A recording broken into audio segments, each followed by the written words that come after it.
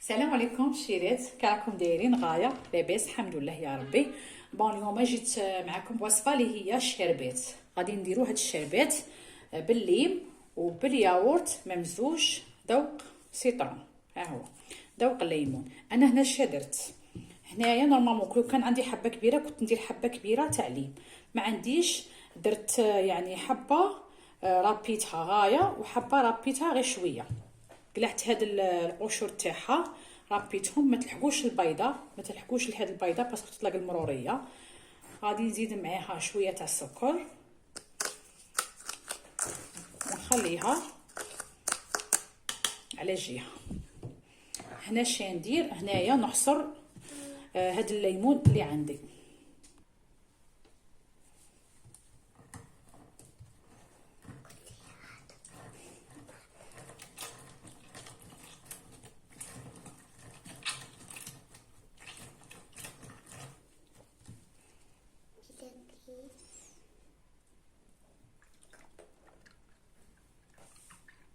ها هو هنايا الجو اللي طاهلي هذاك الليم، حصرت زوج حبات ليم متوسطين. الا عندك حبه كبيره ديري حبه كبيره. نحكم غراف تاع الميكسير وندير معاه هذاك الجو تاع السيترون وندير معاه السكر. ندير 4 مغارف ولا 5. اصلا من بعد غادي نزيدو السكر، نزيد معاه كاس تاع ما ونزيد معاه هاد البو تاع الياغورت.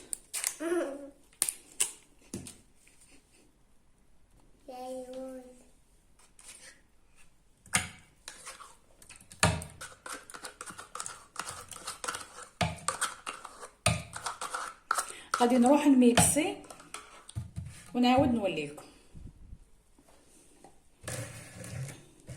بعد ما ميكسيت مكونات شوفوا واش عطاتني النتيجه. هنا اش غادي ندير؟ غادي نزيده هاد القشور اللي خليتهم يتفاعلوا مع السكر.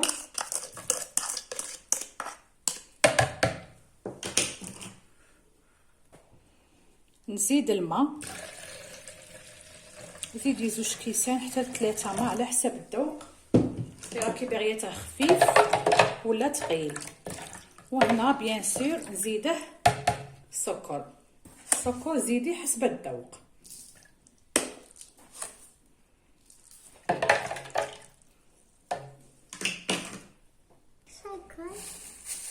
ونزيد مغرف صغيره معمره مليح لافاني،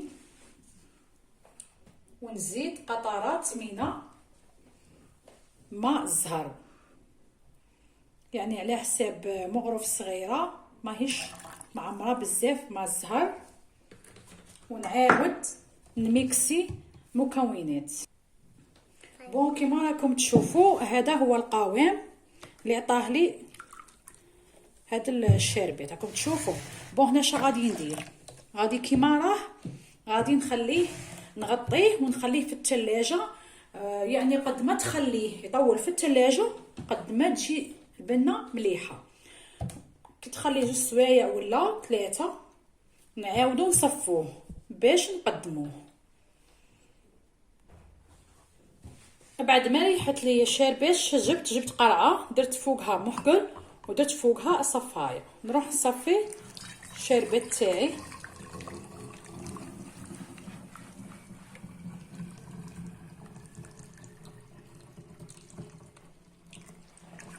جات بنينه بزاف، جربوها. انا جاتني ليطرو تاع شربات.